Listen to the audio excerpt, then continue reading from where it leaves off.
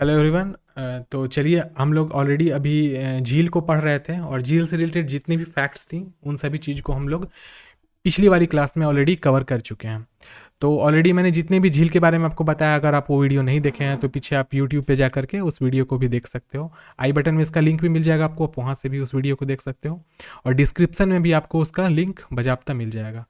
तो ये सारी चीज़ें हमारे यूट्यूब के साथ साथ टीचमिंट पर भी स्ट्रीम करी जाती हैं बच्चों, तो आप कहीं भी हमसे जुड़ करके लाइव में पढ़ सकते हैं। तो चलिए आज जो हम लोग कंटेंट पढ़ने वाले हैं वो है हिमनद झील। अब हिमनद झील के फॉर्मेशन के पहले देखिए, झील जितनी ही फॉर्मेशन होंगी वहाँ पे वाटर बॉडी होना बहुत ही इंपॉर्टेंट होता है। कोई भी ऐसा सोर्स ऑफ वाटर होना चाहिए जो फ्लोइंग वाटर हो। तो चलिए हम लोग देखते हैं यहाँ पर सबसे पहले कि जो हिम वाली झील होती है, मतलब जो ग्लेशियल लेक होती है, उसके फॉर्मेशन के पीछे कौन सा नेचुरल फैक्टर काम करता है और ऐसा क्या होता है इससे कारण वो फॉर्म कर जाता है। तो जो भी हिमनद झील होगा वो आपको पहाड़ी एरिया में ही मैक्सिमम मिलेगा, तराई एरिया में वो नहीं मिलता है। और इसका दो मैकेनिज्म होता है, मैकेनिज्म ए और मैकेनिज्म बी। दोनों चीज़ को हम लोग अभी अच्छे तरीके से समझने वाले हैं। तो देखिए सबसे पहला क्या होता है, डेरविस कवर्ड ग्लेशियर। तो राइट साइड में आप ये जो देख रहे हो ये वाला सॉरी, ये ब्लॉक जो हम देख रहे हैं ये ब्लॉक हमारा किस चीज का है, तो आइस ब्लॉक है। तो आइस ब्लॉक क्या होता है ना कि जिस टाइम में टेम्परेचर बहुत ज़्यादा डाउन हो जाता है तो वो जम जाता है। एक्चुअली आइस ब्लॉक होते हैं ऐसे भी कभी कभार जो सालों से जमे हुए होते हैं, बाद में क्या होता है आफ्टर 100-200 ईयर धीरे धीरे वो गलते रहते हैं, जस्ट बिकॉज कि हमारे अर्थ का टेम्परेचर धीरे धीरे इंक्रीज कर रहा है ग्लोबल वार्मिंग वगैरह के कारण। तो ग्लेशियर रिलेटेड जो होते हैं झील जो मैक्सिमम देखे गए हैं पोल्स में, तो उसके पीछे बहुत बड़ा जो कारण होता है उस ग्लेशियर के बनने का वो होता है वहाँ पे जमने वाला पानी, और वहाँ पे लेक बनने के पीछे काउज होता है ग्लेशियर्स। तो क्या होता है देखिए, जो पहाड़ी एरिया होगा या फिर कोई भी ऐसा एरिया होगा जो ग्लेशियर के पास का होगा, उसमें से जो यहाँ पे लिखा हुआ है डेरविस कवर्ड ग्लेशियर, तो ग्लेशियर के ऊपर क्या होता है डेब्रिस, डेब्रिस का अर्थ होता है कचरे वगैरह जो होते हैं वो क्या होता है उस बर्फ के ऊपर में धीरे धीरे क्या होता है समय के साथ साथ जम जाता है। और फिर जैसे जैसे टाइम गुजरता है साथ में टेम्परेचर बदलता है, टेम्परेचर के वेरिएशन के कारण यही बर्फ धीरे धीरे मेल्ट करते हुए पास में जो भी लोअर सरफेस एरिया होता है, मतलब कि थोड़ा गहरा जो जगह होता है, वहां पर क्या होता है धीरे धीरे ये पानी, देखो यहाँ पर बर्फ तो छोटा सा बनाया हुआ है लेकिन वो जो ग्लेशियर होते हैं वो बहुत बड़े होते हैं, किलोमीटर्स में फैले होते हैं। तो वहां से जो वाटर धीरे धीरे मेल्ट करता है वो धीरे धीरे मेल्ट करके क्या होता है एक ऐसा जगह में जो कि गहरा है, वहाँ पे समय के साथ साथ वो क्या करता है भरने लगता है। और भरते भरते क्या होता है एक ऐसा टाइम आता है जिस टाइम में उसका लेवल राइज हो जाता है, और जब बहुत ज़्यादा वो राइज करता है तो ओवरफ्लो हो करके वैली में। और ये जगह पे देखो ग्लेशियल लेक हमेशा कहाँ होगा, तो वैली में होता है। वैली मतलब दो पहाड़ों के बीच का जो जगह होता है उसे हम लोग वैली कहते हैं। तो वहाँ से क्या होगा ये आउटलेट मतलब एक पतली झरना बन करके या फिर झी मतलब आप इसको कैस्केड कह सकते हो, वो बन करके वो मतलब आगे की ओर आउटफ्लो होने लगता है, मतलब बाहर की ओर निकलने लगता है। वो आप जो यहाँ पर देख रहे हैं ये टाइप, ये मैकेनिज्म ए है। मैकेनिज्म बी थोड़ा सा कंडीशन होता है, मैकेनिज्म ए बी से डिफरेंट कैसे होता है कि इसमें जो ग्लेशियर्स होते हैं वो क्या होता है इनिशियल स्टेज में जिस फॉर्म में रहे और धीरे धीरे वो क्या होता है आगे की तरफ। यहाँ पे दो चीज़ आपको देखो, यहाँ पे जो ग्लेशियर का वाटर है ये दो कलर से डिवाइड किया गया है। तो एक तो ऐसा पॉइंट बनाया हुआ है जो नॉर्मल रहेगा, उतना पानी हमेशा रहेगा। लेकिन अब मैकेनिज्म बी में क्या देखिएगा कि यहाँ पर एक्सपेंड करता है। एक्सपेंड करने का अर्थ क्या हुआ, जो ग्लेशियर आपका ऊपर मतलब जो ऊपरी सतह पे है वो धीरे धीरे जो पिघला, तो वो पानी को क्या किया एक लिमिट तक तो भरा, लेकिन वो भरने के बाद वो दो फॉर्म में चले गए। देखो एक तो ऐसा फॉर्म रहा जो थोड़ा लोअर एरिया में रहा, यहाँ पे जो ग्लेशियर फॉर्म किया है वो थोड़ा सा लोअर है। इस फोटो में उतने क्लियर से आपको समझ में नहीं आएगा, लेकिन यहाँ पर क्या होता है ना कि यहाँ पर एक्सपेंड करता है, मतलब बर्फ धीरे धीरे मेल्ट की, लेकिन वहाँ पर जो फॉर्म किया आगे बर्फ वो उतने ज़्यादा मतलब मेल्ट नहीं कर सकता है क्योंकि टेम्परेचर वेरिएशन के कारण ऐसा होता है। तो ऊपर और नीचे वाले का फ्लो में थोड़ा सा डिफरेंस क्या होता है, जो मैकेनिज्म ए वाला होता है इसमें जब तक यहाँ ग्लेशियर मेल्ट करेगा तभी तक यहाँ पानी फ्लो करेगा, लेकिन ये जो सेकेंड केस का होता है इसमें वाटर का फ्लो हमेशा के लिए रहता है, मतलब जब तक यहाँ पर ग्लेशियर मेल्ट करते रहेगा तब तक वो फ्लो होता रहेगा और उसका भी फ्लो आउटलेट जो होता है वो बराबर होता है, मतलब ऐसा नहीं कि कभी तेज होगा कभी बहुत ज़्यादा होगा। इसको हम लोग यहाँ पे समझते हैं, glacier lakes are common in high elevation of the glacierised basin. मतलब वो जो जगह होता है वो हाई बेसिन में होता है, मतलब ऊंचे जगह पर होता है, उच्च ऊंचाई वाले क्षेत्र में ये आम पाया जाता है। These are formed when glacier ice और मोरेनीज और नेचुरल डिप्रेशन इम्पाउंड वाटर। वे तब बनते हैं जब हिमनद बर्फ या मोराइन या प्राकृतिक अवसाद पानी को रोक देता है। तो यहाँ पे पानी को रोके रहता है और जिस टाइम में वो गलता है तो फिर आगे वो ग्लेशियर के लेक में फॉर्म करता है। There are varieties of such lake ranging from melt water ponds on the surface of glacier to large lake side valleys damaged by glacier in the main valley। कहने का अर्थ, जिसमें glacier की सतह पर पिघलने वाले पानी से तालाब से लेकर मुख्य घाटी के ग्लेशियर द्वार तक बांधी गई घाटियों की बड़ी झील शामिल है। तो वही चीज़ को मैंने बताया है कि यहाँ पर क्या होता है, इसमें फ्लो क्या होगा कि सालों भर होगा और समान फ्लो होगा, लेकिन ऊपर वाले जो मैकेनिज्म ए वाले हैं इसमें जो फ्लो होते हैं वो ज़्यादा होते हैं और उस ही समय तक होते हैं जब तक यहाँ पर बर्फ जल मतलब पिघल रहा हो। अगर पिघलना बंद हो जाता है तो ग्लेशियर के लेक में तो पानी रहता है, लेकिन यह आउटलेट क्या होता है उस केस में बंद भी हो जाता है। ग्लेशियर लेक बस इतना ही था। नेक्स्ट है हमारा वोल्केनिक लेक। वोल्केनिक लेक का जो फॉर्मेशन होता है मैंने शॉर्ट में पहले बताया है, लेकिन यहाँ पर आप उसको अच्छे से समझ सकते हैं। तो सबसे पहला केस यहाँ पर क्या होता है कि वोल्केनो के नीचे मतलब जो हमारा अर्थ का क्रस्ट होता है उसमें आपको मैग्मा मिलेगा। मैग्मा एक्चुअली क्या होता है, वो मोल्टेन अर्थ होता है, मतलब जितने भी मेटल्स मेटलाइट्स या फिर जो भी चीज़ हमारे पृथ्वी के अंदर पाए जाते हैं वो मोल्टेन फॉर्म में होता है, मतलब वो पिघले हुए लावा के रूप में होते हैं। उसके बाद क्या होता है, समय जैसे जैसे बीतते रहता है तो उसमें से क्या होता है, जो भी वोल्केनो होता है उसमें से मतलब गर्म गैसेस धुआं वगैरह टाइम टू टाइम निकलते रहता है। और एक जो जगह होता है जो उसका कोर प्लेस होता है जहाँ से बहुत ज़्यादा धुआं निकलता है, वहाँ पर से क्या निकलता है हमें, तो वहाँ पर से पायरोप्लास्टिक निकलता है। आपको बताया था मैंने कल के दिन। तो पायरोप्लास्टिक क्या होता है, तो लिक्विड मैग्मा जो होता है वो नीचे के प्रेशर बहुत ज़्यादा होने के कारण क्या होता है, कोई एक ऐसा सॉल्ट मीडियम ढूंढता है जहाँ से वो बाहर निकल सके। तो वॉल्केनो जब फॉर्म करता है उसके समय मतलब जो टाइम बीत जाते हैं उसके बाद एक समय ऐसा आता है जिस समय में ये इरप्ट करके बाहर की तरफ सारा का सारा मैग्मा निकाल देता है। फिर जब सारा मैग्मा निकल गया और ये जगह टेम्परेचर वो इरप्शन हो गया, उसके बाद क्या होता है, टाइम बीतते बीतते वो धीरे धीरे वो जगह ठंडी पड़ने लगती है। और ठंडी पड़ते पड़ते आपको भी पता है कि पृथ्वी पे जहाँ पे वोल्केनो होता है अगर वो जगह ठंडी पड़ जाए तो धीरे धीरे वो जो क्रेटर था, क्रेटर मतलब वो ऐसा जगह, आप ये जो जगह होता है अंदर का एरिया आप यहाँ पे अच्छे से समझ सकते हो, ये जो बाद में फॉर्म किया दिस इज कॉल्ड क्रेटर। तो क्रेटर में क्या होता है ना, धीरे धीरे वो ठंडापन आ जाता है और ठंडा होते होते आसपास के जो एरिया में जहाँ पर पानी का कोई भी एक स्रोत हो वहाँ से पानी आकर धीरे धीरे इसमें जमा होने लगता है। यहाँ पे इंग्लिश में लिखा हुआ है एप्रप्शन ऑफ माउल्ट मैग्मा। उसके बाद क्या है, कोलैप्स ऑफ माउंट, मैंने धीरे धीरे वो कोलैप्स करके ठंडा हो गया। उसके बाद पार्शियली एम्प्टी मैग्मा चैम्बर, और मैग्मा चैम्बर नीचे में बन गया, मतलब कि धीरे धीरे पृथ्वी और उस जगह पे ठंडी होती चली गई और फॉर्मेशन ऑफ क्रेटर लेक और विजार्ड लेक। और उसके बाद क्या होता है, क्रेटर बन जाता है और उसी क्रेटर में क्या होता है, आस पास की जगह से क्या होता है, छोटा छोटा पानी का सोर्स बन जाता है जो आके इसमें जमा हो जाता है और वो क्या करता है, फॉर्म करा देता है लेक का। तो यहाँ पे है a volcanic crater lake is lake in a crater that was formed from explosive activity और collapsing during a volcanic eruption. मतलब ज्वालामुखी क्रेटर झील एक गड्ढे में एक झील है जो ज्वालामुखी विस्फोट के दौरान विस्फोटक गतिविधि या ढहने से बनी थी। Lake in calderas feels large crater formed by collapse of a volcano during eruption। और फिर क्या होता है, कोल्डेरा की झील जो होती है वो विस्फोट के दौरान ज्वालामुखी के ढहने से बने हुए गड्ढे को धीरे धीरे क्या करता है, वो धीरे धीरे जो भी आसपास के जगह होते हैं ना उसको फिल कर देते हैं। Lakes in maars fills medium size crater where an erupted deposited debris around the vent. उसी चीज को मैंने बताया कि क्या होता है ना, मार्स की झीलें मतलब ये जो इस प्रकार का एरिया होता है वहाँ जो डेब्रिस होते हैं, कचरे मतलब बड़े बड़े पत्थर वगैरह होते हैं वो नीचे में जम जाते हैं और उसके कारण उसके बाद क्या होता है, आसपास से पानी आके इधर डिपॉजिट हो जाता है और वो फॉर्म कराता है किसको, ज्वालामुखी झील का फॉर्म कराता है। ओएसिस को हम लोग अच्छे तरीके से समझें उससे पहले मैं आपको थोड़ी सी बातें बता देता हूँ।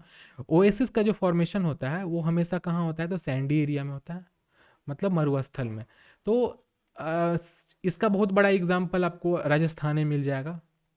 कोटा जो है उसको आप कह सकते हो ओएसिस, लेकिन वो जगह में बहुत सारे लोग अपना घर वगैरह बसा लिए हैं इसलिए उसको ओएसिस अब कहना ठीक नहीं रहेगा। लेकिन सहारा डेजर्ट में आप देखोगे सहारा में, तो सहारा में आपको ओएसिस मिल जाएगा शायद। और इजिप्ट का जो जहाँ मिस्र है, इजिप्ट मिस्र, जहाँ पे आपको पिरामिड्स वगैरह हैं, वहाँ पे आपको ओएसिस बहुतायत से देखने के लिए मिल सकता है। वहाँ पे बहुत कम लोग, वहाँ की स्पेशल जनजातियाँ होती है जो उसके पास रहती हैं, और ओएसिस जो भी होगा वहाँ पे आपको पेड़ पौधे छोटे मोटे जरूर दिखेंगे। और साथ में एक छोटा सा देखा जाए तो नेचुरल हैबिटेट भी बन जाता है, जस्ट बिकॉज कि यहाँ पर साथ में एक पानी का भी सोर्स मिल जाता है, पेड़ पौधे भी हो जाते हैं, और जानवर वगैरह भी यहाँ पर रहने लगते हैं। तो इसीलिए ओएसिस के पास में, ओएसिस समझिए तो जन्नत माना जाता है हमारे रेगिस्तान का। तो रेगिस्तान का जन्नत किसे कहा जाता है, तो आप इसको कह सकते हो ओएसिस को कहते हैं। अब इसके फॉर्मेशन को देखते हैं, इसका फॉर्मेशन होता है दरअसल कैसे। तो देखिए, an oasis can be found by an underground aquifer और river that creates enough pressure for water to sweep into the surface. देखो, इसमें 2-3 कंडीशंस होती हैं ओएसिस के बनने की, और मैंने पहले बताया है कि पानी का जो सोर्स होता है मतलब ओएसिस बनने का, वो वाटर बरसात का भी हो सकता है, और एक और सोर्स होता है जो अंडरग्राउंड वाटर का होता है, जो कि समुद्र मतलब जो हमारे रेगिस्तानी एरिया में है वहाँ पे मिलता है। तो वो फॉर्म कैसे करता है, इसको आप लोग यहाँ पे देखिएगा। तो एक नखलिस्तान या भूमिगत जल भृत या नदी द्वारा बनाया जा सकता है। अब क्या होता है कि ज़मीन के अंदर, ऊपर में भले हमारे रेगिस्तान में पानी ना हो, लेकिन ज़मीन के अंदर वाटर टेबल होता है। वाटर टेबल किसे कहते हैं हम आपको बताते हैं। हमारे यहाँ जो धरती होती है उसमें वाटर का टेबल जिग जैग फॉर्म में होता है। जिग जैग फॉर्म में होने का कारण क्या होता है कि हमारी जो अर्थ की लेयर है ना, वो हर जगह इवन नहीं होती है। तो ये हमारा हो गया अर्थ का लेयर, मतलब जिस पे हम लोग रहते हैं। तो कभी कभार आपने देखा होगा कि गांव वगैरह में जब हैंडपंप गाड़ा जाता है तो किसी आदमी को 100 फीट पर ही पानी मिल जाता है, और किसी व्यक्ति को 200 फीट पर पानी मिलता है। तो ये काउज होता है किस चीज़ का, अर्थ के अंदर जो वाटर टेबल है उसके कारण। तो कभी कभार ऐसा देखा गया है कि जो पानी का सोर्स ज़मीन के अंदर होता है वो भी इस टेबल नुमा होता है, मतलब ये ऊपर नीचे की तरह करते हुए आगे की ओर बढ़ते रहता है। तो ऐसा देखा गया है कि कभी कभार जब इस फ्लो ऑफ वाटर में, मतलब ये जो वाटर टेबल में अगर किसी भी प्रकार से प्रेशर आ जाए, क्योंकि हमारी पृथ्वी के अंदर ना उथल पुथल चलते रहता है, तो जैसे ही प्रेशर आता है तो कोई ऐसा जगह होता है, कोई एक ऐसा जगह आता है जहाँ पे पानी का प्रेशर बहुत ज़्यादा होने का वो ऊपर की तरफ में आके फूट जाता है। और फूटने के कारण क्या होता है, यहाँ पास में एक देखो आप, ये वाला पानी आगे बढ़ते गया और एक जगह पे वो धरती के लेयर में आकर के फूट गया, और फूटने के कारण क्या हुआ, एक ओएसिस का फॉर्म कर दिया। ओएसिस हमेशा याद रखिएगा 2 केसेस में बन सकते हैं, एक अंडरग्राउंड वाटर और एक ओवरग्राउंड वाटर। अंडरग्राउंड वाटर वाला ओएसिस ज़्यादातर देखा जाता है, लेकिन ओवरग्राउंड का जो होता है जिसमें हम ये भी चीज़ जानते हैं कि रेगिस्तान में बारिश कम होती है, लेकिन जब भी बारिश होती है रेगिस्तान में तो वहाँ पर अगर पानी कलेक्ट हो जाए तो ओएसिस का फॉर्मेशन करा देता है।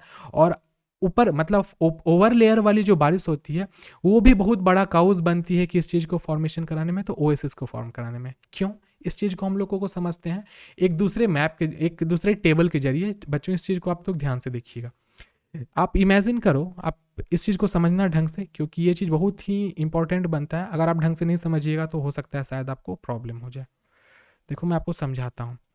ये हमारा वाटर टेबल था बच्चों, आप किसको समझ रहे हैं, ये वाटर टेबल है। वाटर टेबल मतलब वाटर का वह लेयर जो पानी ज़मीन के अंदर होता है, और वो जिगजैग फॉर्म में ऊपर नीचे आगे की ओर बढ़ता है।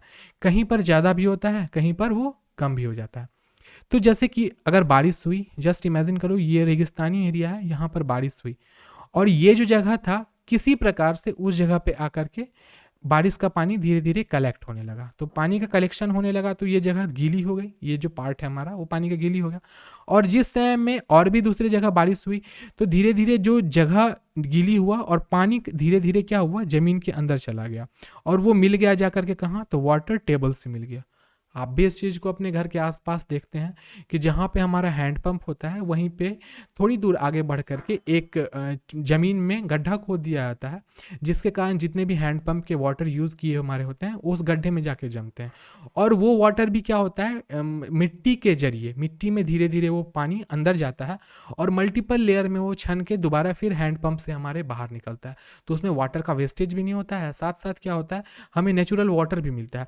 तो यहाँ जो हमारा रेगिस्तानी एरिया होता है वहाँ भी धीरे धीरे पानी कहाँ मिलेगा, जाकर के उस मेन वाटर टेबल मिलेगा, या फिर मेन जो भूमिगत जो नदी होती है उसमें भी मिल जाएगा। फिर क्या होगा, इसके अंदर जिस टाइम में बहुत ज़्यादा प्रेशर बनेगा जस्ट बिकॉज ऊपर से पानी आ रहा है, तो कोई एक ऐसा जगह जो निचला होना चाहिए, ये सतह हमेशा याद रखना, इस बात को आप एक और चीज़ समझो, ये सतह इस वाले सतह से कैसा होगा, ऊपर होगा। मैंने फोटो में ऐसा बना दिया, लेकिन ये फोटो ऐसा होना चाहिए, थोड़ा सा इंक्लाइंड। तो फिर क्या होगा, ये अंदर में बनेगा हमारा एक प्रेशर, और वो प्रेशर क्या करेगा, वो प्रेशर क्रिएट करेगा कोई ऐसा जगह जहां पर वो सब मतलब ऊपर का पानी भी जमा हुआ हो और साथ में नीचे का प्रेशर उस जगह से मैच कर रहा हो, मतलब उस जगह के क्लोज में हो। फिर एक टाइम ऐसा आएगा जिससे हमें ऊपर के जगह को ये क्या करेगा, अपने से मिला लेगा, और साथ साथ उस केस में ओएसिस फॉर्म करता है। और जिस एरिया में ओएसिस फॉर्म किया वहाँ पे कुछ पेड़ पौधे जैसे कि ताड़ के पेड़ हुए, खजूर के पेड़ हुए, ये सब उगने लगते हैं। ताड़ और खजूर के पेड़ उस एरिया में बहुत आयत से पाए जाते हैं, ये बात भी देखी गई है। और साथ साथ में जितने भी प्राणी जगत के जानवर होते हैं, जीव होते हैं, समुद्र वो भी कहाँ के रहने वाले, तो रेगिस्तान के रहने वाले, वो इस ओएसिस का इस्तेमाल करते हैं किस चीज़ के लिए, तो अपने मतलब अपनी प्यास बुझाने के लिए और अपनी जनरेशन्स को भी आया करने के लिए। बहुत सारे ऐसे जगह देखे गए हैं कि ओएसिस के पास में लोग अपना घर भी बसा लेते हैं, जस्ट बिकॉज कि ओएसिस का इस्तेमाल वो मछलियों के पकड़ने के लिए भी कर सकते हैं और साथ में जो जंगली जानवर आते हैं उनके शिकार के लिए भी कर सकते हैं। तो बहुत बड़ा ये काउज बनता है, कारक बनता है ओएसिस के फॉर्मेशन में। आगे और भी बातें लिखी गई हैं, इसको हम लोग समझते हैं। These aquifers and natural springs allow for life to exist in a harsh climate like desert, are often well known to local hardiers, farmers and travelers in this region. मैंने इस चीज़ को अभी तुरंत बताया है बच्चों आपको कि ये जलभृत और प्राकृतिक झरने जो होते हैं वो रेगिस्तान जैसे कठोर जलवायु में जीवन के अस्तित्व को अनुमति देते हैं, और अक्सर स्थानीय चरवाहों, किसानों और इस क्षेत्र के यात्रियों के रहने के लिए जाने जाते हैं, रहने के लिए जाने जाते हैं, मतलब वो लोग रहते हैं यहाँ पे, रहने के लिए जाने जाते हैं। तो वहाँ पे क्या होता है कि वो सब जो जगह होता है बच्चों, मतलब जहाँ भी ओएसिस होगा, तो अगर कोई इधर से ट्रैवलर जा रहा है तो वो भी इस जगह पे आकर के वेट करता है। बहुत सारी मूवीज़ हैं जैसे कि द ममी रिटर्न्स वगैरह में आप देखिएगा कि बीच रेगिस्तान में आपको एक पानी का कुंड दिखाएगा, वहाँ पे सब लोग घोड़ा को रोक लेता है और पानी वगैरह पीता है। तो आप बच्चों को बताओ मुझे कि आप लोग में से द ममी मूवी कौन कौन देखे हुए, बताओ तो थोड़ा बात कर लेते हैं आपसे। कितने लोग द ममी मूवी देखे हुए, कोई भी ममी की, the mummy returns, the mummy main, mummy 2, mummy 3, कोई भी आप चलेगा। मम्मी जानते हैं ना किसको कहते हैं, मम्मी आप लोग जानते हो ना, नहीं जानते हो आप लोग मम्मी? अरे मम्मी इजिप्ट में पाई जाती है, जो बच्चे लोग नहीं जानते हैं ना, मैं उन्हें बताया था, मम्मी इजिप्ट में पाई जाती है। वो घर वाली मम्मी नहीं, वो मम्मी जो होती है ना, वो मृत शरीर के ऊपर में मतलब इतने चौड़े टेप से लपेटा रहता है, वो मम्मी को लोग भूत भी मानते हैं, ठीक है। वैसी बात नहीं होती है, भूत भूत कुछ नहीं होता है, ठीक है। अब यहाँ पे इन चीज़ों को आगे डिफाइन किया हुआ इंग्लिश में, सही बच्चों को मैं इंग्लिश के लिए बता, इम्परमिएबल बेड्स, इम्परमिएबल, देखो परमिएबल ऐसा बेड होता है जो कि पानी को इससे सतह से बाहर न जाने दे। परमिएबल, सेमी परमिएबल और इम्परमिएबल, 3 जो अलग अलग फेजेस होते हैं। सेमी परमिएबल में पानी थोड़ा थोड़ा जा सकता है दोनों साइड में, लेकिन जो और परमिएबल मेंबर में दोनों साइड इधर से उधर पानी जा सकता है। लेकिन इम्परमिएबल होगा तो क्या होगा, ऊपर से तो पानी इसमें आएगा लेकिन नीचे से बाहर नहीं जाएगा। Ground water increases when aquifers interacts the surface. मैंने बताया कि वो जो पानी में प्रेशर जब आता है तो वो एक समय में ऐसा आएगा, जो परमिएबल मेंबर बहुत पतला रहेगा तो वहाँ पे तोड़कर बाहर में वो क्या बना देगा, ओएसिस का फॉर्म करेगा। फिर उसके बाद क्या, ground water moves up fault plane and fault and impermeable member, और वो एक समय में ऐसा आएगा कि जिस समय में वो जहाँ पे परमिएबल मेम्ब्रेन बहुत ज़्यादा नीचे रहेगी तो पानी फिर ग्राउंड वाटर का रूप ले लेगा और वो कहीं भी नहीं दिखेगा। तो जहाँ पर परमिएबल मेम्ब्रेन मतलब वो चीज़ जगह जहाँ पर पानी बाहर ना निकल सके वो बहुत पतला रहता है, तो वहाँ पर ही ओएसिस का फॉर्मेशन होता है। देखो नेक्स्ट हम लोग देखते हैं आर्टिफिशियल लेक। आर्टिफिशियल लेक हमारे हिंदुस्तान में बहुत जगह बनाए गए हैं, या फिर वैसे जगह जहाँ खेती की बहुत ज़्यादा प्रॉब्लम होती है, मतलब वहाँ पानी का इस्तेमाल बहुत ही मुश्किल से लोग कर पाते हैं, तो गवर्नमेंट क्या करती है, डैम्स बना देती हैं और डैम्स में जो बारिश के पानी होते हैं उसको कलेक्ट किया जाता है। इस डैम का इस्तेमाल अलग अलग काम के लिए किया जा सकता है बच्चों, जैसे कि इस डैम का इस्तेमाल हम लोग कर सकते हैं वाटर हार्वेस्टिंग के साथ साथ हाइड्रो इलेक्ट्रिसिटी में, मतलब पन बिजली में भी इसका इस्तेमाल किया जाता है। तो इस चीज़ को हम लोग समझते हैं इस मैप के जरिए। देखो यहाँ पर क्या किया गया, देखिए ये क्या करा गया है, ये एक डैम है। डैम एक ऐसा मैन मेड बिल्डिंग होती है, बिल्डिंग नुमा जगह होती है जो बहुत ही मजबूत होता है, और वो हमेशा उस जगह पे बनाया जाता है जहाँ पर हमें पानी को कलेक्ट करना हो। इस डैम का सबसे इम्पॉर्टेंट वर्क क्या होता है, तो वाटर फ्लो को रोकना।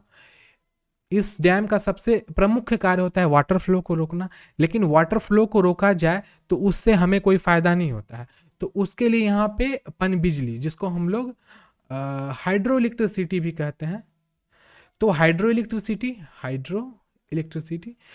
इलेक्ट्रिसिटी बनाने के लिए इसमें टरबाइंस लगा दिए जाते हैं जो वाटर के फ्लो को एक नियत गति में बहने देता है, और उससे टरबाइन घूमता है और वो बिजली हमारे अपने इस्तेमाल के लिए या फिर बेचने के लिए सरकार यूज़ करती है। तीसरा यूज़ होता है हमारा क्या, तो हार्वेस्टिंग के लिए, HARVESTING। तो सबसे इम्पोर्टेंट यहाँ पर हार्वेस्टिंग भी है कि वहाँ पर इस पानी का इस्तेमाल हार्वेस्ट करने मतलब खेती करने के लिए भी किया जाता है। अब इस चीज़ को हम लोग लेफ्ट से राइट समझते हैं। सबसे पहले क्या किया गया, तो यहाँ डैम बना दिया गया। डैम बनाने के बाद क्या होता है, जितनी भी आसपास की छोटी नलिकाएं होती हैं, नदियाँ होती हैं, झरने होते हैं और कैस्केड्स होते हैं, उसको सरकार क्या करती है, सबों को एक जगह पर मिला देती है। उसके मिलाने के पीछे का कारण बस सिर्फ एक छोटा सा यह होता है कि वाटर का जो सोर्स हो, वो अगर कोई एक सूख जाए तो दूसरा वाटर सोर्स उस सोर्स जो मेन रिजर्वायर में पानी को भरते रहे। तो सबसे पहला जो वाटर आने का काउज होता है वो है नेचुरल रेन। तो नेचुरल रेन साल में तो हमेशा नहीं होती है, लेकिन जिस समय में होती है वो बहुत ज़्यादा होती है। तो रिजर्वायर जो बनाने का टाइम होता है वो एंटी मानसूनल सीजन होता है, जिस समय मानसून का मतलब आगमन न हो या मानसून खत्म हो गया हो। फिर क्या होता है, उस रेन वाटर को एक क्या करते हैं, कलेक्ट करते हैं। वो कलेक्शन किसके जरिए होता है, छोटी छोटी नलिकाओं के जरिए होता है। और अगर पहाड़ी एरिया हो तो पहाड़ी एरिया से जो छोटे मोटे नाले निकलते हैं, वो नाले को भी इस रिजर्वायर में जोड़ दिया जाता है। रिजर्वायर मतलब होता है वैसा जगह जहाँ पे पानी को रोक के रखा जाता है। अब उसके बाद क्या होता है, नीचे जो सरफेस होती है, हमारे सरफेस में स्टोन्स और बड़े बड़े पेबल्स या फिर बोल्डर्स डाल दिए जाते हैं। स्टोन्स मतलब पत्थर, और पेबल्स का मतलब छोटा पत्थर, और बोल्डर्स मतलब बड़े बड़े पत्थरों का जो ढेर हो मतलब टुकड़ा होता है, उसको इसके नीचे में डाल दिया जाता है, क्योंकि जो डैम हो वो धंस ना जाए। उसके बाद क्या आता है, वॉल्यूम सॉइल डिपॉजिट। फिर समय के साथ साथ इसमें मट्टी का भी जमाव धीरे धीरे हो जाता है, और जो भी हमारा डैम के पास का रिजर्वायर का एरिया होता है, वो एरिया किसी भी प्रकार से नेचुरल हैबिटेट नहीं बन सकता है, क्योंकि यहाँ पर वाटर फोर्स बहुत ज़्यादा होता है। साथ में यहाँ जो वाटर का जो आउटलेट होता है वो नॉर्मल एक मतलब रूप से हमेशा होते रहता है। तो मछलियाँ वगैरह भी रिजर्वायर के पास ज़्यादा नहीं मिलती हैं। हाँ, जो साइड का एरिया होता है यहाँ पे मछली मिल जाती है, लेकिन जो एरिया क्लोज होता है डैम के, यहाँ पर नेचुरल हैबिटेट उतने अच्छे प्रकार से नहीं बन सकता है, क्योंकि बहुत सारे डैम्स ऐसे देखे गए हैं जो मेन उनका जो मकसद होता है वो बिजली बनाने के लिए और इरिगेशन के लिए होता है। फिर जो हमारा आउटलेट के एरिया के बाद होता है, इस जगह पे नेचुरल हैबिटेट बन सकता है, मछली वगैरह बहुत आसानी से पाली वगैरह भी जाती हैं, और लोग इस तरीके मतलब जो वैली का बॉटम एरिया या फिर डैम के बाद का एरिया होता है, यहाँ पे लोग उसका इस्तेमाल बहुत आयत से करते हैं फिशियरी वगैरह के लिए। यहाँ पे देखिए, यहाँ पर क्या लिखा हुआ है, anthropogenic lakes are artificially created as a result of human activity. सबसे पहली बात क्या है, मानव गतिविधि के परिणाम स्वरूप मानव जातीय झील कृत्रिम रूप से बनाई जाती हैं। They can be formed by intentional damming of river and stream of the subsequent filling of abundant excavation by either ground water precipitation और कॉम्बिनेशन ऑफ बोथ। और ये कैसे कैसे होते हैं, तो वो नदियाँ नालों को जानबूझकर बांधकर या बाद में छोड़े गए उत्खनन के भूजल, वर्षा या दोनों के संयोजन से बनाया जाता है। तो आप इस चीज़ को मैंने ऑलरेडी पहले क्लियर कर दिया है कि जो नाले होते हैं, नदियाँ होती हैं, कैस्केड, छोटे झरने होते हैं, उसको एक जगह मिला करके एक ऐसा बड़े से जगह में पानी को कलेक्ट किया जाता है, जिसका इस्तेमाल लंबे समय तक इरिगेशन, साथ साथ में हाइड्रो इलेक्ट्रिसिटी और वाटर फ्लो को कंट्रोल करने के लिए करा जाता है। देखो इसके बाद आगे हम लेक्स ऑफ बिहार में देखते हैं। तो कुछ ऐसी बातें हैं जो चीज़ आपको जानना बहुत ही इंपॉर्टेंट है, और ये चीज़ आप यहाँ इस वाले डायग्राम से देख सकते हो। तो इस डायग्राम में मैंने दो बिहार के मैप को आपके सामने में रखा है। ये हमारा रिवर सिस्टम का मैप है, river system map, river system map, ये हमारा रिवर सिस्टम मैप है। और ये जो हमारा मैप आप राइट साइड में देख रहे हो वो ये वाटर बॉडीज मैप है, BODIES। अब river system map water body map से कैसे अलग होता है इस चीज़ को समझिएगा। ये दोनों मैप अगर आप चाहिएगा तो आप मुझे व्हाट्सएप पे मैसेज कर देना या ग्रुप में मैसेज कर देना, मैं दोनों का दोनों मैप दे दूंगा। ऑलरेडी राइट लेफ्ट साइड वाला मैप मैं दे दिया हूँ, लेकिन ये राइट साइड वाला मैप बच्चों मैं आपको दे नहीं सका हूँ, तो अगर आप बोलोगे तो मैं इसको जरूर आपको दे दूंगा। देखो इस दोनों मैप में आप क्या समझिए, रिवर सिस्टम के मैप में सिर्फ रिवर रहती हैं, उसके अलावा किसी और चीज़ के बारे में हम चर्चा नहीं करते हैं। लेकिन वाटर बॉडीज़ वाले में जितने भी चीज़ होते हैं जो पानी जो जो नदियाँ के द्वारा बनते हैं, उन सभी चीज़ों के लिए हम इसमें चर्चा करते हैं। इसके अंतर्गत क्या क्या आ सकता है, तो जितने भी लेक होते हैं वो आएंगे इसके अंदर। फिर साथ साथ में जितने भी फॉल्स होते हैं वो आएंगे, मतलब जो झरने होते हैं वो इसके अंतर्गत आते हैं। साथ साथ में जितने कैनाल्स होते हैं वो इसके अंतर्गत आते हैं। और इनके अलावा जो भी चीज़ होती है, जो झील के सब टाइप्स होते हैं वो भी इसको हम इसके अंदर हम लोग समझेंगे। और साथ साथ में जैसे कि चौर होता है, मन होता है, गोखुर होते हैं, या फिर कैस्केड्स होते हैं, वो सब कुछ वाटर बॉडीज़ में आते हैं। वाटर बॉडीज़ कहने के ही अर्थ होता है पानी से बना हुआ जितना चीज़ होगा सबकी चर्चा हम इसमें करेंगे। तो आप इस चीज़ को, इस मैप में दो चीज़ आप ध्यान से देखिए कि जितनी जितनी यहाँ पर पतली पतली आप लाइंस देख रहे हो नसनुमा, ये सब वैसी नदियाँ हैं नेपाल के तरफ से बिहार में एंट्री करने वाली, जो एक प्रमुख नदी का फॉर्मेशन करता है। तो यहाँ पे बहुत सारी ऐसी नदियाँ हैं जिसका नाम आपने कभी सुना भी नहीं होगा, लेकिन वो नदियाँ होती हैं। और फिर क्या होता है, बड़ी बड़ी नदियाँ और नाले छोटी छोटी नदियाँ और छोटे छोटे नाले बाद में चल करके एक बड़ी नदी का फॉर्मेशन कर देते हैं। तो यहाँ पे आप देख सकते हो नेपाल संपूर्ण रूप से पानी के ऐसे ऐसे छोटे छोटे बॉडी को बिहार के जो बॉर्डर का एरिया है वहाँ पे क्या करता है, वो उसको एक दूसरे से मिलाते चलता है, जिसके कारण क्या होती है, बिहार में एक बड़ी नदी छोटे छोटी नदियों के कारण बनती हैं। साथ में एक और चीज यहाँ देखा गया है कि most of this lakes are located in the north of the Ganges river. सबसे पहले हम लोग को पता है ऊपर हमारा नॉर्थ होता है, नीचे हमारा साउथ है, ये हमारा ईस्ट है और ये हमारा वेस्ट है। सभी बच्चों को ये चीज पता है। हम इस वाले मैप में देख रहे हैं, राइट साइड वाले मैप में। तो यहाँ पे क्लियर लिखा हुआ है कि जो गंगा नदी है और गंडक का वेस्ट पार्ट है, गंडक का वेस्ट, तो यहाँ पर हमारी बूढ़ी गंडक है और यहाँ पे हमारी गंडक। तो कहा गया है कि जितने भी लेक्स हैं, जितने मैक्सिमम लेक्स हैं, आपको मैं भी बता रहा हूँ, लेक के बारे में बात कर रहा हूँ। तो मैक्सिमम लेक को कहाँ देखा हुआ है, गंगा के उत्तर सरब में। तो बीच में हमारी गंगा नदी बहती है और गंगा के उत्तरी साइड में सारे water bodies, maximum water bodies हैं। लेकिन ऐसा कहा गया है कि गंडक के पश्चिम, गंडक का पश्चिम का एरिया, मतलब ये चंपारण हुआ, गोपालगंज हुआ, पूर्वी चंपारण, पश्चिमी चंपारण, साथ में मुजफ्फरपुर, ये सब एरिया में, फिर गया, ये गोपालगंज, सिवान, इस एरिया में मैक्सिमम लेक्स को देखे गए हैं and east of the Mahananda river. और फिर दूसरा आ जाता है, जब हमारी महानंदा रिवर है तो उसके बाद का जो एरिया होता है उसके पूरब में ज़्यादातर देखा गया है, ईस्टर्न पार्ट में। फिर उसके बाद हम लोग देखते हैं कुछ इंपॉर्टेंट लेक्स देख लेते हैं जो हमारे बिहार में। लेक्स का फॉर्मेशन ऑलरेडी मैंने जितने थे उसको बता दिया है आपको। और यहाँ पर अभी हम लोग देखते हैं लिस्ट ऑफ लेक्स इन बिहार। बहुत सारे यहाँ पे लेक्स हैं, टोटल कितने जितने भी लेक्स हैं सबका नाम मैं आपको बता देता हूँ। देखो बिहार में जो प्रमुख लेक हैं उनका नाम है कांवर झील, आप लोग जानते होंगे, जिसके बारे में अभी हम लोग चर्चा करेंगे। दूसरा है हमारा मचलिंडा लेक, उसके बाद आता है कुशेश्वर स्थान लेक, उसके बाद है गोगीबिल लेक। तो टोटल हमारे ये 4 हुए और एक है घोड़ा कटोरा लेक। तो ये सब बहुत ही इंपॉर्टेंट लेक्स माने गए हैं जो हमारे बिहार में हैं। लेकिन उसमें भी सारे इंपॉर्टेंट और भी बहुत सारे छोटे मोटे लेक हैं, लेकिन हम लोग सबकी चर्चा नहीं करेंगे। यहाँ पे जो इंपॉर्टेंट लेक है मैंने उसको ही यहाँ पर मेंशन किया है। तो चलिए हम लोग देखते हैं द लिस्ट ऑफ लेक्स इन बिहार। तो सबसे पहला जो और सबसे मोस्ट इंपॉर्टेंट है वो है हमारा कांवर लेक। एक minute, okay.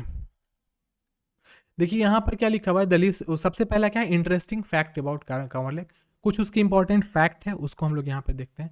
Located to the north of Begusarai district of the state of Bihar. आप अगर कांवर लेक घूमना चाहते हैं तो आपको जाना पड़ेगा कहाँ, तो बेगूसराय से नदर्न पार्ट में जाना पड़ेगा, वहीं पर बिहार में वो स्थित है।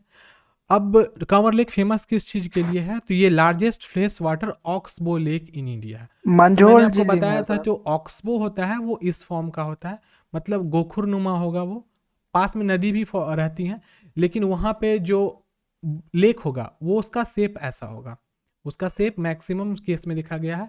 तो जो जानवर होते हैं उसके खुरनुमा होता है।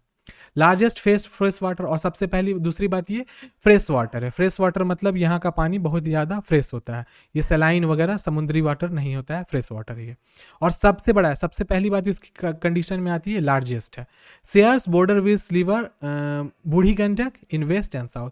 और दूसरी बात ये, बूढ़ी गंडक जो नदी है यही वो नदी है जिसके कारण इस लेक का फॉर्मेशन हुआ है। मतलब कांवर लेक का जो फॉर्मेशन हुआ है वो बूढ़ी गंडक नदी के कारण हुआ है, जो कि उसके वेस्ट और साउदर्न पार्ट में बहती है। Kanwar lake bird sanctuary is popular bird sanctuary in India. देखो बिहार में, देखो इंडिया में बहुत सारे अलग अलग जगह बर्ड सेंचुरी, राजस्थान में भी बर्ड सेंचुरी है, और साथ साथ में मध्य प्रदेश में भी है, साथ में केरला में भी है। लेकिन बिहार का जो सबसे ज़्यादा फेमस बर्ड सेंचुरी है, जहाँ पे बहुत ज़्यादा माइग्रेटरी बर्ड, मतलब वैसे चिड़ियाँ जो कि दूसरे कंट्री से हमारे यहाँ प्रवास करके आती हैं अपने बच्चों के जनन के लिए, तो वो उसके लिए सबसे ज़्यादा फेमस है हमारा कांवर लेक, जो कि बिहार में है। Migratory bird visit in this lake from central Asia during winter. और एक और बात कही है कि इस लेक में से जो विंटर का टाइम होता है, विंटर मतलब अभी, मतलब जो अभी नवंबर दिसंबर जनवरी, ये जो 4 महीने होते हैं, इसी टाइम में जो माइग्रेटरी बर्ड होते हैं, दूसरे कंट्री से आने वाले जितने भी चिड़ियाँ होती हैं, वो क्या करती है, तो यहाँ पर अपने मतलब फैमिली को आगे बढ़ाने के लिए आती है। फिर उसके बाद हम लोग देखते हैं नेक्स्ट मुचलिंडा लेक। मुचलिंडा लेक के बारे में आप लोग को मैं आपको बता दूं, तो यह कहाँ स्थित है, तो ये बोध गया, लोकेटेड इन द बोध गया टाउन ऑफ बिहार। और ये कहाँ स्थित है बच्चों, तो ये हमारा है बोध गया, जो हमारा टाउन है उसमें ये स्थित है। Bodh Gaya had meditated, Buddha had meditated as this lake. और जो पुरानी स्टोरीज हैं उसके हिसाब से ऐसा माना जाता है कि गौतम बुद्ध जो थे उन्होंने यहाँ पर मेडिटेशन, अर्थात कि यहाँ पर आके उन्होंने क्या किया था, तो मेडिटेशन किया था। आप लोग जानते हो, मतलब आंख बंद करके लोग जिस पोज में आप देख सकते हो यहाँ पर बुद्ध बैठे हुए हैं, इस पोज में ही वो शायद यहाँ पर मेडिटेट करते थे। At the centre of the lake the statue of Lord Buddha is present in meditating posture. अगर आप जाओगे मुचलिंडा लेक में, जो कि हमारे बोधगया में स्थित है, तो वहाँ पे पाओगे कि उस लेक के मध्य में क्या हुआ है, तो कौन कौन, देखिए हमेशा दो चीज़ याद रखिएगा, जितना भी गया बोध गया है, जो भी पार्ट है वहाँ पर जो भी बौद्ध रूपी बुद्ध की जितनी प्रतिमाएं हैं, बुद्ध की जितनी मंदिर है, उसमें 3 कंट्री ने बहुत ज़्यादा योगदान दिया है। तो मुचलिंडा लेक के बारे में बता दूं, तो इस लेक, ये तो नेचुरल लेक है बना हुआ, जिसमें भगवान बुद्ध यहाँ पर आकर क्या किए थे, तो यहाँ पर आकर के वो मेडिटेट किए थे। और यहाँ पर कंडीशन क्या है, तो सबसे पहले चाइना इस जगह को डेवलप करने में, साथ साथ डेकोरेट करने में सबसे बड़ा जो योगदान है वो चाइना का होता है। उसके बाद जापान अपना बहुत बड़ा इसमें योगदान देता है, और तीसरा मलेशिया। ये 3 ऐसे कंट्री हैं जो बहुत बड़ा योगदान, बहुत सारे पैसे देते हैं बस इस जगह के रख रखाव के लिए। तो ये बात ध्यान में रखना, ये जो प्रतिमा है ये बिहार गवर्नमेंट की नहीं लगाई हुई है, ये बाहर की जो कंट्रियां हैं जो बहुत बड़ा अपने धनराशि को देती है इस जगह को ठीक रखने के लिए, तो उनका बहुत बड़ा ये योगदान होता है। उसके बाद क्या है, basically it is beautiful pond surrounded greenery. और साथ में कहा गया है कि ये जो पॉन्ड है उसके आसपास में बहुत अच्छे अच्छे पेड़ पौधे लगाए हुए हैं, जस्ट बिकॉज कि उनको इस जगह को बहुत ज़्यादा डेवलप करके, मतलब खूबसूरत बना के रखना है। क्योंकि उससे क्या क्या हो सके, देखो पैसे तो कहीं से भी आ जाते हैं, लेकिन उस पैसे का सही उपयोग किया जाए उसके लिए क्या है, बिहार गवर्नमेंट का जो बिहार टूरिज्म है, देखो मैं आपको बताता हूँ, बिहार टूरिज्म क्या करता है कि जो भी फंड्स अलग अलग कंट्री, चाइना, जापान, मलेशिया वगैरह से आते हैं, उसका उपयोग वो सिर्फ बोध गया, जो भी देखो जहाँ से आया है तो वहीं पे जाना चाहिए, मतलब जिस चीज़ के लिए आया। तो बोध गया में वो लोग किस किस चीज़ के लिए कहते हैं? सबसे पहले सैनिटाइजेशन, मतलब वहाँ को साफ सुथरा रखने के लिए। फिर उसके बाद में डेकोरेशन। डेकोरेशन का अर्थ आप कभी भी बोध गया जाओगे तो आपको हमेशा वो शहर चमचमाता हुआ, खूबसूरत और डेकोरेटेड फूलों के द्वारा मिलेगा। बस इसीलिए क्योंकि बिहार टूरिज्म उससे बहुत ज़्यादा पैसे अर्न करती है। उसके बाद साथ साथ एक और चीज़ होता है यहाँ पर, सिविल प्रोटेक्शन भी आपको मिलता है। सिविल प्रोटेक्शन, बिहार का जो पुलिस बल है उसका 17% जितने पुलिस की शक्ति होती है वो हमारे बोधगया में रहती है। इसके पीछे कुछ और कारण क्या क्या है मैं आपको बता देता हूँ। सबसे पहली बात कि टेररिस्ट अटैक, ऐसा भी माना जाता है कि दूसरे कंट्री से लोग आकर के हो सकता है हमारे देश को या फिर हमारे राज्य को बदनाम करने के लिए वहाँ पे टेररिस्ट अटैक भी कर सकें। इसलिए बिहार का 17% जो पुलिस बल होता है वो सिर्फ सिविल प्रोटेक्शन के लिए, मतलब लोगों की सुरक्षा के लिए बोधगया में लगाए हुए रहते हैं। साथ में कुछ और आपको नियम बता देता हूँ। बोधगया में जो भी जहाँ जहाँ बुद्ध भगवान की प्रतिमा है उस जगह के 3 किलोमीटर के रेंज में किसी भी प्रकार का आग्नेयास्त्र, साथ साथ में जो भी एक्सपेरिमेंट्स होते हैं किसके द्वारा, जैसे कि आप लोग देखते हो कहीं कभी एक्सपेरिमेंट वगैरह किया जाता है शहर वगैरह में, जैसे कि कोई भी चीज़ नया चीज़ का कल कारखाना हुआ, वो सब चीज़ वहाँ लगाना अलाउड नहीं होता है। साथ में ड्रोन, नो फ्लाइंग जोन होता है, वहाँ पे ड्रोन वगैरह आप नहीं उड़ा सकते हैं, अदरवाइज ये बहुत बड़ी समस्या में पड़ सकते हैं। तो उन सब चीज़ों को बिहार टूरिज्म मेंटेन करती है इन कंट्रियों से आने वाले पैसों से। हम लोग उसके बाद देखते हैं, नेक्स्ट है हमारा घोड़ा कटोरा। तो घोड़ा कटोरा भी जो लेक है वो भी हमारा कहाँ है? तो वो भी हमारा वो भी कहाँ है कह रहा हूँ, वो हमारा कहाँ स्थित है? तो located at Rajgir in Nalanda district. ये हमारा कहाँ स्थित है? तो राजगीर, नालंदा डिस्ट्रिक्ट के राजगीर में स्थित है। Located near world peace pagoda and surrounded by green valleys.